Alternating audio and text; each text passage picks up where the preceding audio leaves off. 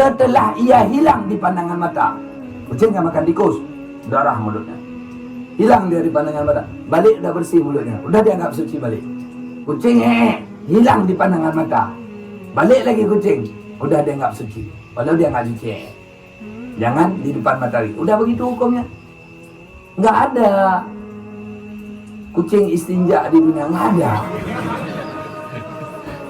Tapi ada kemungkinan jadi bersih, ngerti? Gara-gara dia minum atau tersentuh air, ngerti ya? Tapi kalau anak kita laki-laki numpang di bahu kita dengan keadaan lama, misalnya sampai satu Fatihah pendapat kuat, atau nggak segera, pokoknya nggak segera, dia belum sunat laki-laki, atau dia perempuan atau laki-laki, dia pempes dan di pempesnya ada dan kencing, maka batallah salat kita, harus diulang kembali. Kampung ya.